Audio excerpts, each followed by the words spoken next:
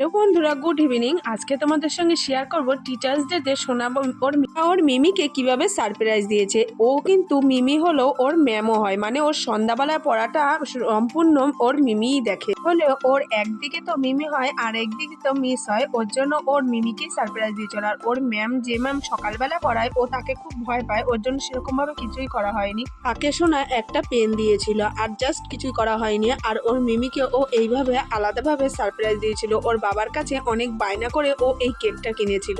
তারপর যাই হোক, ওর বান্ধবীও একজনকে জুগিয়েছে, আর হচ্ছে ওর মিমি এই পিপিন পিপো এদেরকেও পড়ায়, ওদেরও ডেকে নিয়ে এসে একসঙ্গে কেক কাটবে বলে। ঘরের এই চারিদিকে ডেকোরেশনটা এটা কিন্তু আমার সোনা একাই করেছে, আমি কোনো রকম সাহায্য করিনি। এমনকি এই কেক সাজানো, ফুল দিয়ে প্লেট সাজানো, এগুলো সম্পূর্ণ আমার সোনা একাই করেছে। আমি তো ভাবতেই পারছি না আমার সোনা এতটা বড় হয়ে। ওর মিমিকে তো এইভাবে কেক কাটতে বসানোতে ও তো প্রথমে খুবই লজ্জা পাচ্ছিল, মানে ওর আমার বনু হয় আর ওর মিমি। ওরা সবাই মিলে একসঙ্গে কেকটা তো কাটলো, আর ওদের সঙ্গে আমার বুবনও কিন্তু তাল মিলিয়েছে। ও ওর মিমিকে ম্যাম বলেই ডাকছিল, যেহেতু ও খসরামি করে ওকে ম্যাম ডাকছিল, সেজন্য আমার বুবনও ওকে ম্যাম বলে ডাকছিল। তো যাই হোক, ওদের কেক কাটিং তো কমপ্লিট। এবার দেখো, বনু আবার সবাইকে খাইয়ে দিচ্ছিল। আর ও নতুন পরে, ও আমাদের বাড়ি ফার্স্ট টাইম আসলো, আর তার জন্য খুবই লজ্জা পাচ্ছিল।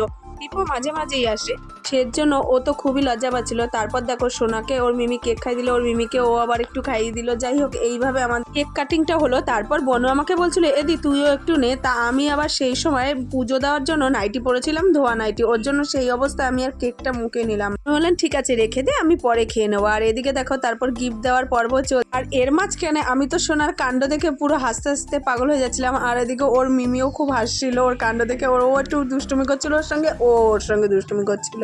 কথা বলতে ও ম্যাম যতই হলো, মিমিটাই তো বেশি, ওর জন্য ও দেখো দুষ্টুমিটা ওর সঙ্গে একটু বেশি করছিল। তো যাই হোক, এরপর ও কি কি গিফট দিল সেটাও আনবক্সিং করে দেখছিল। তো যাই হোক, আমাদের টিচার্স ডেটা এইভাবেই পালন করা হলো।